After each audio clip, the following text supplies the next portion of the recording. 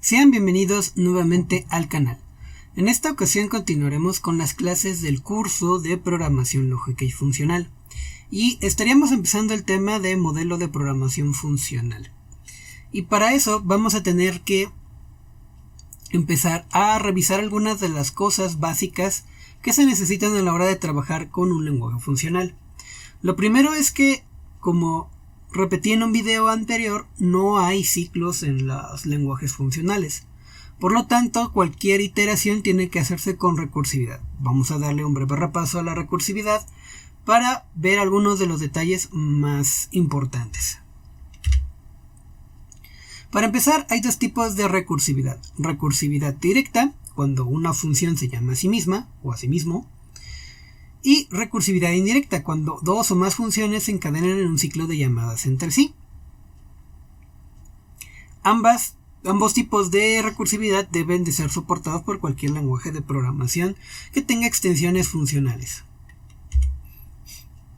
Otra de las cosas es que se compone de dos elementos principales: una o más instrucciones de expansión y una o más condiciones de colapso. Todas las funciones recursivas tienen estos elementos. La falta de uno puede causar una expansión infinita o un colapso prematuro. Ahorita que veamos un poco más el código, vamos a tratar de trabajar en ella para que se den una idea de cómo funciona. Tenemos aquí nuestra pequeña ilustración de nuestra mascota preferida haciendo algo de recursividad.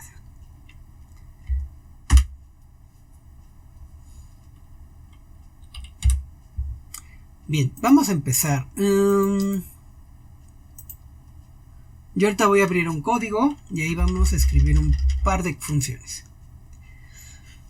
Bien, si nosotros vamos a usar recursividad es porque vamos a tener que iterar algo. A menudo lo que iteramos dentro de los lenguajes funcionales siempre son las listas o regularmente una estructura parecida a una lista. Vamos a ir al ejemplo más básico. El ejemplo más básico que podemos tener es una función que imprima una lista. Bien. Pero una de las restricciones que tenemos en programación funcional es que solo podemos acceder al primer elemento, al frente, regularmente colocando la lista en su posición 0. Y podemos obtener el resto de la lista o la cola haciendo un pequeño slice. Entonces, ¿cómo le hacemos para poder imprimir todos los elementos de una lista si solo puedo acceder al primer elemento y al resto de la lista?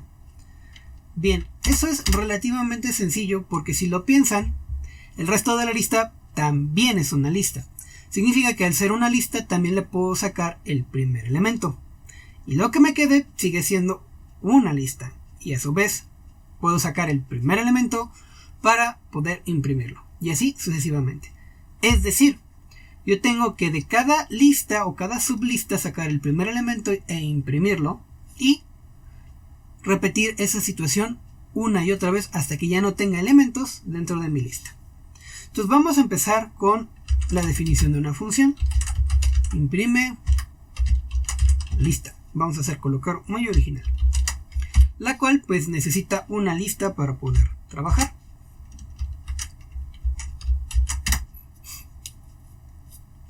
Ahora, ¿cómo obtenemos el primer elemento de la lista? Simplemente le damos F, va a ser igual a L posición 0.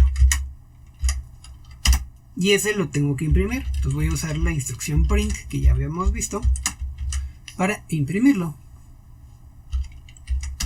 Y luego necesito repetir este proceso. Cada vez que yo detecto que debo de repetir, es cuando llego a una instrucción de expansión. Esta instrucción de expansión es la que me va a permitir hacer la recursividad. En este caso es volver a llamar a esta función,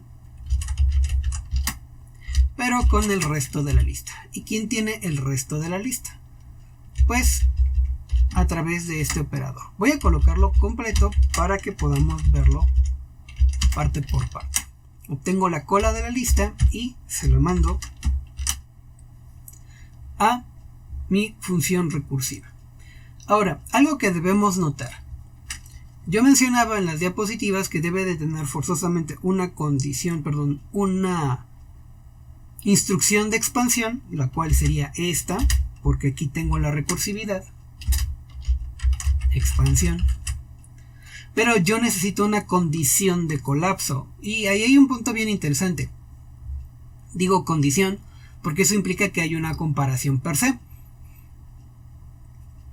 Y si se fijan, hasta ahorita en mi lista en mi función no tengo absolutamente ninguna comparativa ni ninguna condición. Entonces, vamos a evaluar hasta ahí qué es lo que pasaría si yo ejecutara mi función. Entonces voy a colocar imprime lista y yo quiero que me imprimas la lista con 4, 6, 7, 8 y 9.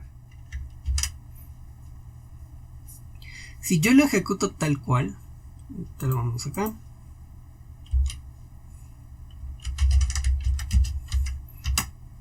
Voy a tener un bonito error, porque me dice que en la posición 0 me quedé en la lista fuera de rango. Es decir, ya no había elemento 0 dentro de la lista. ¿Y cómo es posible que una lista no tenga el elemento 0? Pues sí, hay una lista que no lo tiene, que es la lista vacía. Y eso es lo que me está faltando. No estoy evaluando en ningún punto que la lista se quede vacía. Y lo cierto es que a lo mejor en este punto no les he mostrado que existe una función para medir la cantidad de elementos de una lista, la cual se llama len. Len de una lista L, por ejemplo esta, me retornaría el número 3. Y si bien pudiéramos usar len, tenemos otra opción. ¿Se acuerdan que cuando nosotros evaluamos a un elemento vacío dentro de un if, me retorna que si es vacío es falso y cualquier cosa diferente de falso es verdadero? Pues lo ideal en este caso es que usemos ese tipo de comparación. Por lo tanto, lo primero que tengo que checar es si mi lista tiene elementos, y la manera de revisarlo es simplemente if l. Y aquí podemos hacer dos cosas. Una, puedo colocar if l y colocar todo esto dentro del if, pero se ve un poco, digamos, no tan elegante, se ve muy hacia adentro. O puedo hacer la comparación al contrario, if not l. Y si no hay l, si no hay elementos en l, si no hay elementos en la lista, yo debo terminar. ¿Cómo termino una función? Cuando quiero retornar una función que no tiene ningún elemento, simplemente le doy un return con none. Vamos a ver cómo podemos hacer todavía este código un poquito más bonito para que se pueda trabajar. Bien, si yo tengo ahí que si no tengo elementos en L, simplemente termina la función. Esta viene siendo mi condición de colapso. Recuerden, si sus funciones no tienen estas dos, su función nunca va a funcionar de manera adecuada. Vamos a probar si funciona. Y ahí está, me imprime todos los elementos. Hagamos unas pequeñas aclaraciones. Para empezar, ¿qué significa none? No les mencioné este tipo de dato, pero en Python none significa nada. Y como su nombre lo dice, se refiere a que voy a terminar con nada, o no tengo nada. Todas las variables en Python por defecto empiezan en none hasta que se le asigne un valor. Y todas las funciones siempre tienen un return none, incluso cuando no se escribe. Y aquí es donde hay un punto. Originalmente Python no ve esta copia de la función tal cual como yo la escribí, sino tiene una copia un poquito diferente, la cual tiene un return none aquí. Y vamos a ver qué es lo que sucede.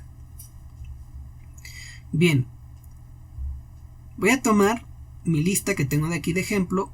Bueno, la voy a hacer un poco más chica porque si no me va a tardar mucho en escribir. Y vamos a sacar cada elemento.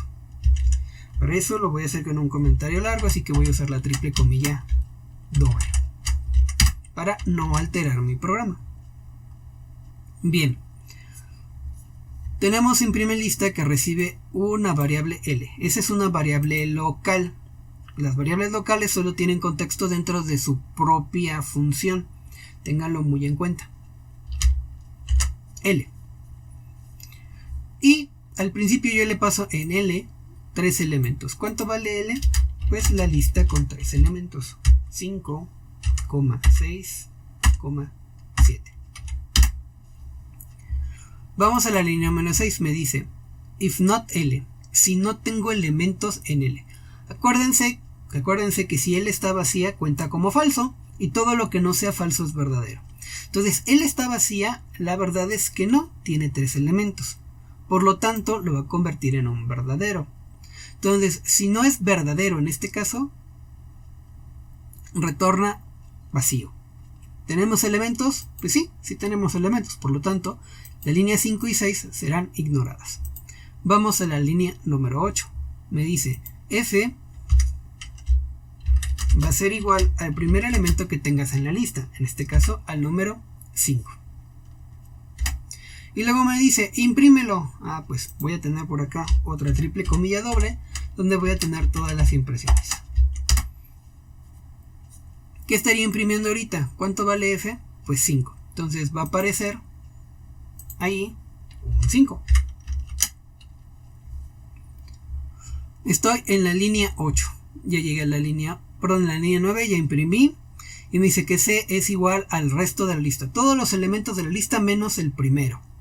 Por lo tanto, C va a ser igual a la lista con 5,6. Sale. Y luego viene, imprime lista con los elementos que te restan. Significa que tenemos una nueva llamada recursiva. Para cada llamada recursiva voy a usar esto que es una regleta de comentario para identificar. Como es una nueva llamada recursiva y a esta le vamos a colocar R1, la primera recursividad. Como es una llamada recursiva, tengo un nuevo valor de L, porque es una nueva variable local. Esta L no tiene nada que ver con la L que existe en la ejecución de R1, en la recursividad 1. Por lo tanto, ¿qué valor tiene en este caso la L? Pues lo que tenía C en la recursividad anterior, 5 y 6. Por lo tanto, la nueva L vale 5 y 6. Y volvemos a empezar. Tengo que evaluar si tiene elementos mi lista. En este caso, sí tiene elementos. No está vacía. Y como no está vacía, no voy a entrar a la línea 7. Paso inmediatamente a la línea 8. Línea número 8. Me dice, F va a tener el primer elemento de L, de mi nueva L. Por lo tanto, F va a ser igual a 5. Y luego me dice, en la línea 9, imprime el valor de F. ¿Cuánto vale F? Miento, aquí se me fue. Aquí no es 5 y 6, acá es 6 y 7. Una disculpa porque es el resto de la lista. Y eso va a alterar aquí. 6 y 7. Perdón. Entonces, en este caso F vale 6. Y luego me dice, en la línea 9 imprime el valor de F. Por lo tanto va a ser un 6. Luego, línea 10 me dice, calcula el resto de la lista y lo vas a guardar en C. Entonces en C voy a tener todos los elementos menos el primero. Entonces, ¿cuáles son los elementos que me va a quedar? La lista con el número 7, pero sigue siendo una lista. Tiene un solo elemento, pero sigue siendo una lista. Bien, ya tengo esos elementos. Luego me dice, vas a mandar a llamar a imprime lista esta función, pero con la lista con el resto de elementos que nos quedaban, en este caso 7. Entonces voy a colocar aquí esta que era la recursividad número 2 y vamos a colocar otra regleta.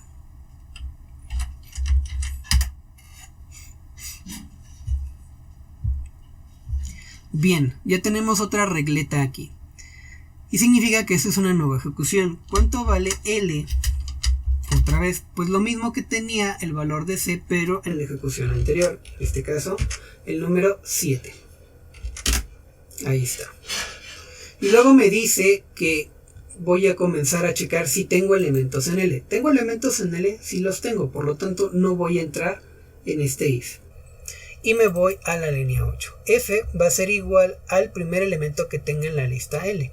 Entonces, por lo tanto, F va a ser igual a ese primer elemento, que es el número 7. Línea número 9 me dice imprime ese elemento. Pues vamos a imprimir 7. Ahora, línea número 10, calcúlame el resto de elementos de la lista excepto el primero. ¿Cuántos elementos tengo en la lista? Tengo 1.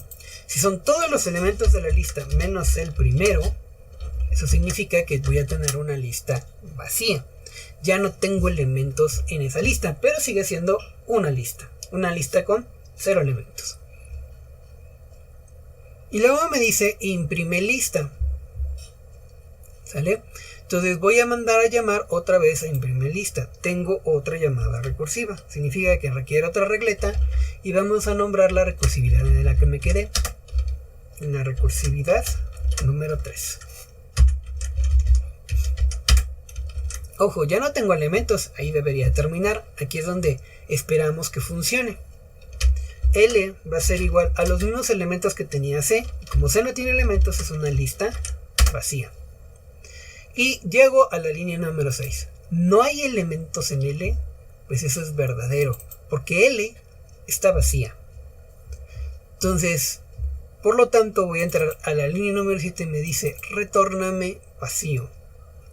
Aquí, en la recursividad número 4, vamos a colocar un comentario, termina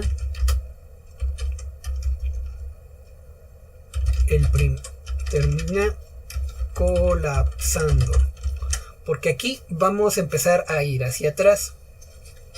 ¿Sale? Resulta que yo retorné nada, no he retornado absolutamente nada, simplemente lo estoy diciendo explícitamente. Eso significa que de R4 tengo que regresar a R3. Y si alguien se acuerda donde yo me quedé en la línea donde tengo la recursividad. Pues en realidad estoy regresando a la recursividad número 4 para terminar con esta ejecución. Estoy en la línea 11, en la instrucción de expansión. Por lo tanto, tengo que pasar a la línea 12. ¿Y qué me dice en la línea 12? Retórname nada. Eso significa que hasta aquí, esta que es la recursividad número 3, ha colapsado. Y eso significa que tengo que pasar la recursividad número 2. Pero ¿dónde me queda en la recursividad número 2? También en la línea 11, pero de su propia ejecución. Por lo tanto, significa que ahora voy a la línea número 12 y me dice retorna vacío. Entonces, de yo estar en la recursividad número 2, paso ahora a retornar a la recursividad número 1. Y en la recursividad número 1, donde me quedé, también en la línea 11.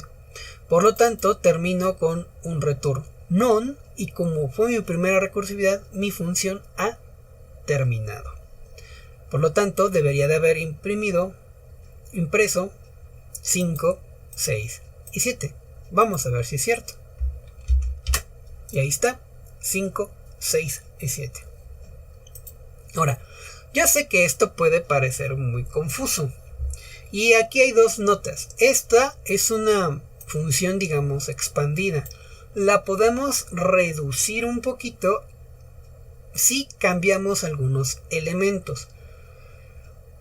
Principalmente, no es necesario colocar el return none.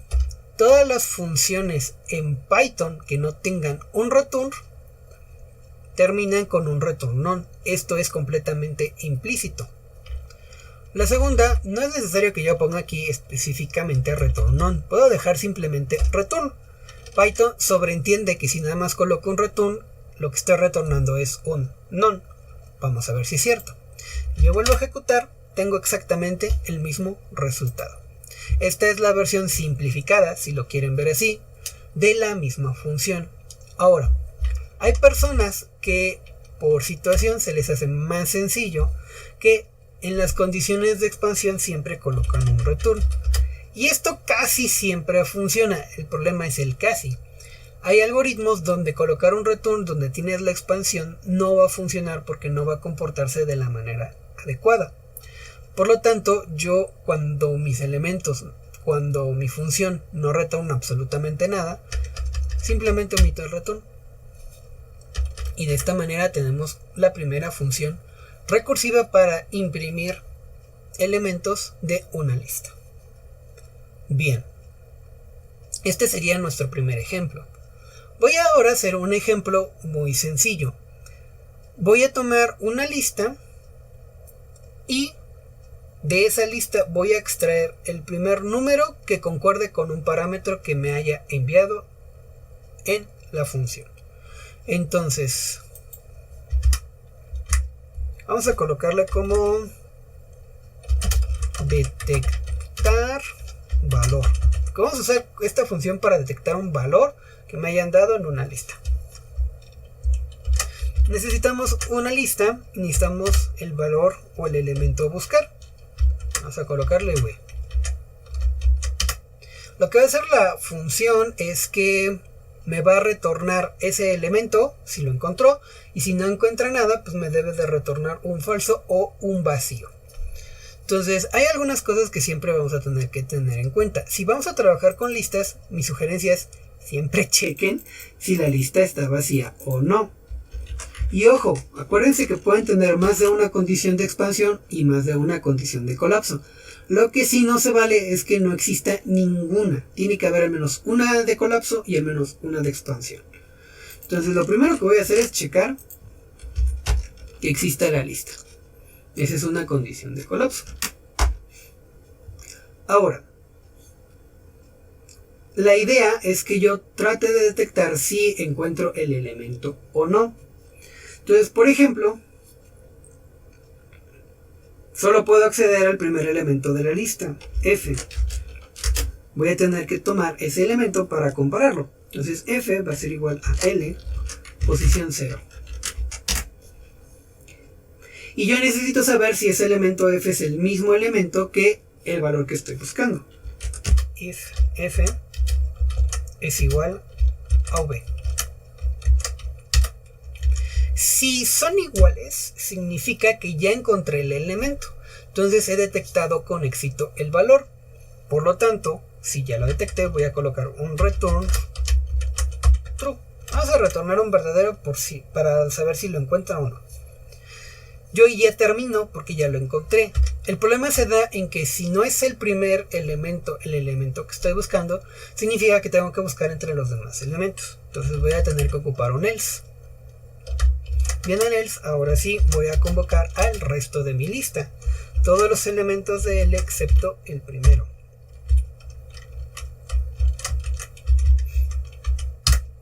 Y adivinen qué es lo que voy a realizar aquí. Pues como en C tengo todos los elementos de la lista que me faltan por evaluar, pues voy a tener que mandar llamar de manera recursiva a la función. Pero aquí hay una situación. Yo necesito saber si esa función en el futuro logra encontrar o no el dato. Entonces, puedo colocar, por ejemplo, R va a ser igual a detectar valor. ¿Y qué datos le voy a pasar? Pues la lista que me falta por evaluar y el elemento que estoy buscando. Así que R tendrá en un futuro el resultado, que puede ser un verdadero o un falso. Entonces, ¿qué pasa? Si R es verdadero, voy a retornar verdadero. Caso contrario, voy a retornar un falso. Ahora, esta función se puede corregir muchísimo y puede ser todavía más elegante, pero ahorita lo estoy haciendo muy paso a pasito. Esta es mi instrucción de expansión. Y aunque no lo crean, esta viene siendo mi segunda condición de colapso. colapso 2 y esta le vamos a colocar colapso 1. Vamos a ver si funciona.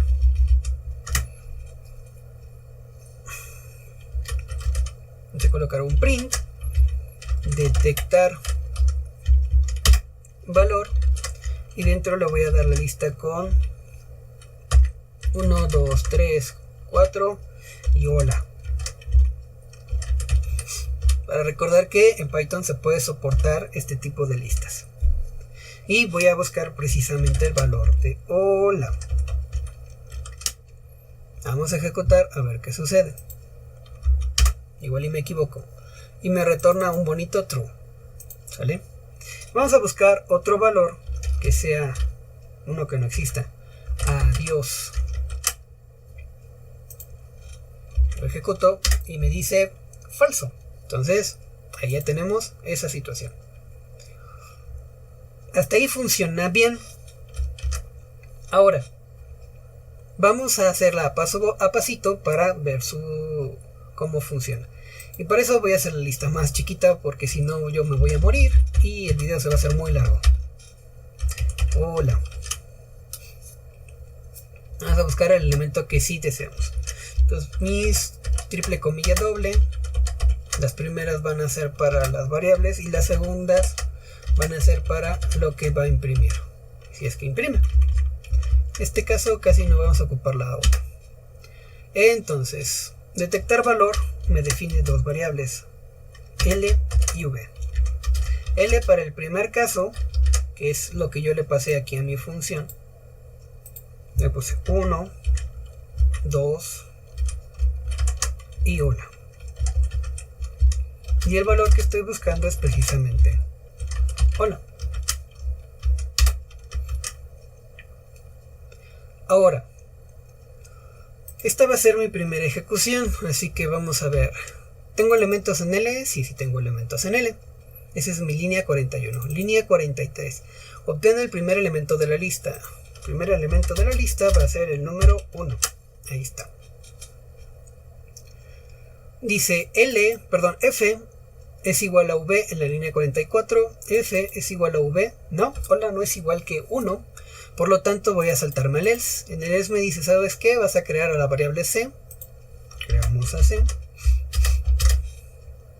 Que va a tener todos los elementos de la lista excepto el primero. Entonces va a tener la lista con 2, hola. Ya está. Y me dice R va a ser igual a detecta valor con lo que te queda el resto de la lista y el valor que estás buscando, V.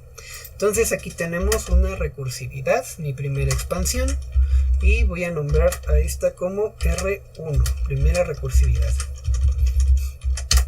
Ahí está. Implica que tengo una nueva ejecución. Mi nueva L va a ser igual a lo mismo que tenía C en la ejecución anterior, que en este caso es el número 2 y la palabra hola. Luego mi valor sigue siendo el mismo porque volví a pasar V. Entonces ahora estoy buscando a hola. Y volvamos al principio. Línea 41 me dice si no tengo elementos en L. ¿Tengo elementos en L? Pues sí, tengo elementos en L. Por lo tanto no voy a entrar. F va a ser igual al primer elemento en L. Sale. Vamos a crear a F, que va a ser igual al primer elemento en L. Me lleva corchete, va a ser el número 2. Y luego me dice en la línea 44, F va a ser igual al valor que estás buscando. El valor que estoy buscando es hola. ¿Son iguales? No. 2 no es igual que hola, por lo tanto me voy al else. Y me quedé en que voy a sacar el valor de C. Se va a hacer igual a todos los elementos de L excepto el primero. Por lo tanto va a ser la lista con el hola. Y me dice que voy a tener una recursividad con R, que me está diciendo que va a detectar el valor. Ok. Entonces tengo la recursividad y eso significa que voy a nombrar aquí en qué recursividad me quedé. Estoy en la recursividad 2 y tenemos un nuevo bloque de recursividad. Por lo tanto, L va a tener los mismos elementos que tenía C en la anterior. Hola. Y V, el valor que se le pasó, que en este caso sigue siendo el mismo. Palabra hola. Bien, vamos al inicio. Línea 41. ¿Tengo elementos en L? Pues sí, sí tengo elementos en L. En este caso tengo a la letra, a la cadena hola. Y luego después de eso voy a F. En línea 43, F es igual a L en su posición 0. L es igual a... Perdón, F es igual a L en su posición 0. En este caso, no lleva corchete, a la palabra hola. Y luego llegamos al if en la 44 que me dice F es igual a V. Pues sí, son iguales. Así que tenemos un colapso y esto me va a retornar verdadero. Aquí pasa algo bien divertido, pero ¿dónde se guarda ese verdadero? ¿Se acuerdan que en la ejecución anterior yo me había quedado en esta expansión en R? En la línea 48, donde guardo en R. Entonces R ahora tiene ese valor de ese verdadero. Tengo que agregarlo. R va a ser igual a true. Ojo, esto es de la ejecución número 2, la recursividad número 2. Entonces en la recursividad número 2 me quedé en la 48. Y ahora sabemos que R vale verdadero. Yo digo if R, en este caso si es verdadero, R es verdadero, sí, retorna verdadero. Y aquí tenemos otro colapso.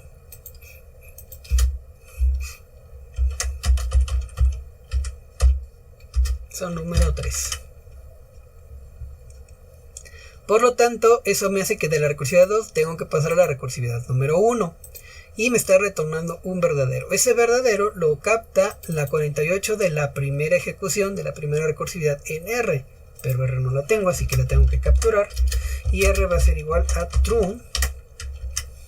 Por lo tanto, cuando llego a la 49, if R, que voy a retornar verdadero.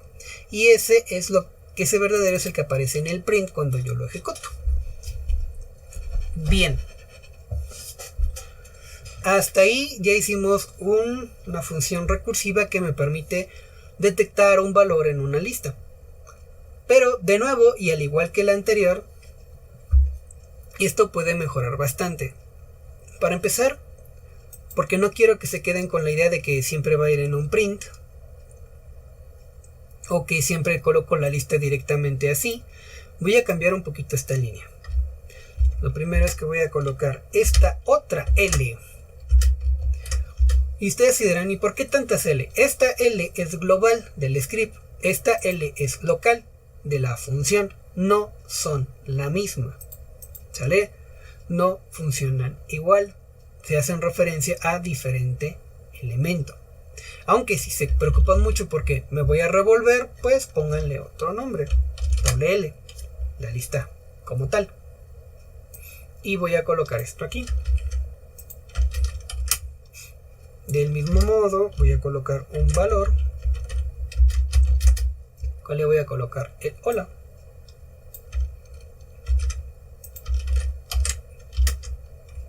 Y voy a colocar un res de un resultado. Va a ser igual a detecta valor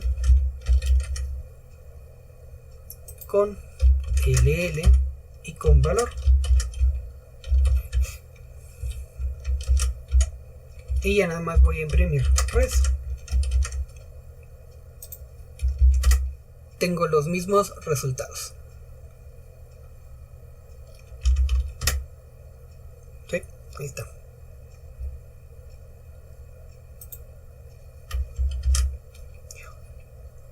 Bien, ya ahí vemos que esa es otra manera en la cual podemos hacerlo paso a pasito cada ejecución. Bien, hasta ahí funciona bien nuestra función, pero la realidad es que podría ser todavía más chiquita. Regularmente en programación funcional los programas tienden a ser muy pequeños. Pero antes, algo que se me estaba pasando. Habrán notado que nunca entramos a la condición de colapso. Y ustedes se preguntarán, si nunca entramos a ella, ¿por qué la dejamos? ¿Podríamos eliminarla? Podríamos eliminarla, pero no sería correcto. Ahí les va el por qué no es correcto. ¿Qué pasa si alguien comete un error te manda una lista vacía. Me retornó un non, y aunque el non lo puedo tomar como un falso, eso significa que sí se está activando esta condición de colapso. Mi sugerencia, para cada función según su contexto, pongan una condición de colapso 1 para checar si tiene elementos en la lista que corresponda con los datos que quieran retornar. Si su función, la idea es que retorne siempre verdadero o falso, pues hagan que la condición de colapso 1 siempre retorne falso cuando no hay elementos en la lista. Falso. Y no pasa nada porque para Python es completamente invisible ese cambio, en el aspecto de que ambos son considerados como falso. Bien, vamos a hacer más chiquita la función. La realidad es que no tenemos ninguna necesidad de colocar esta condición de colapso 3. ¿Por qué? Si R es verdadero, retornamos verdadero. Y si R es falso, pues vamos a retornar falso. Y si simplemente retornamos R,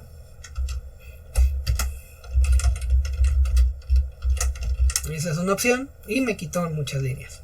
Pero incluso esta todavía se puede hacer más pequeña. Y si lo que está retornando, pues al final de cuentas, solo es lo que la función retorna en una llamada en el futuro, porque aquí a veces hay que pensar en el futuro y a veces hay que pensar en el pasado, según cómo vaya haciendo su encadenamiento, pues también la podríamos retirar.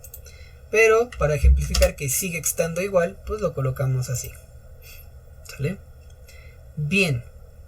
¿Cómo lo hacemos más pequeño? Pues simplemente quitamos la R y colocamos aquí el retorno y ya está. Mi función se hizo todavía más pequeña. E incluso podríamos hacerlo todavía más pequeña. ¿Por qué? Pues si se ponen a pensar, el else solamente se activa cuando tenemos esta operación. Perdón, cuando falla esta comparación. Que por cierto, creo que en uno de los videos no les expliqué que también podíamos usar los mismos operadores de comparación como menor que, mayor que, igual, diferente, mayor igual y menor igual. Entonces, una disculpa ahí. El asunto es que esta comparación quiebra el ciclo de ejecuciones únicamente cuando es verdadero. Por lo tanto, si esto no se cumple, pues voy a realizar esto. Y si esto se cumple, aquí termina la ejecución, porque es un colapso. ¿Qué significa? Que podemos borrar también el else. Dejarlo así. Vamos a ver si es cierto. Ahí está con el falso. Y vamos aquí a colocar los elementos que estábamos buscando al principio. 1, 2 y hola.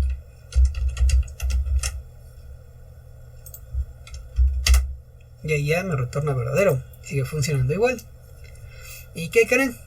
¿Podríamos hacerla todavía más pequeña? Pues sí, porque yo uso a F y a C simplemente para ir guardando los datos, pero tampoco es necesario que los ocupe.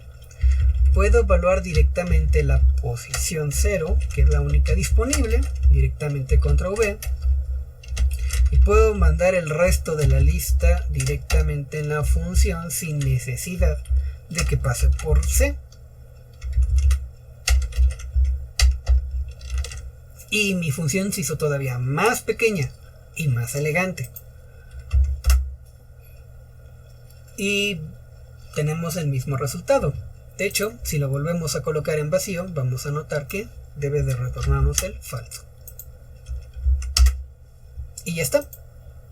Creo que ahora sí es lo más pequeña que podemos hacer nuestra función. Pero ojo. El hecho de que yo la haga así no implica que no la puedan hacer como la hice al principio. También se vale. Solo que esto es más natural en un lenguaje funcional. Aquí como estamos usando Python para emular un lenguaje funcional, pues bueno, al final de cuentas se presta para hacer construcciones como la anterior y no tanto como esta, aunque sí la podemos realizar. Bien, hasta aquí vamos a dejar el video porque se va a hacer muy largo. Y a muchos les va a dar chorrera mental. Y ojo, ¿a qué me refiero cuando el código es elegante? La elegancia de un código, según la gente purista de la programación funcional, va en el hecho de que el código tiene que ser legible, tiene que ser corto, tiene que ser conciso y cumplir una sola operación o una sola tarea. Por lo tanto, no tiene mucho sentido colocar líneas que hacen lo mismo o que me hacen más largo mi código. Por eso es que la versión anterior se considera que no es tan elegante. No me refiero a que sean elegante como en Bob Esponja y Patricio. Bien, hasta aquí le vamos a dejar. Sin más por el momento, hasta luego.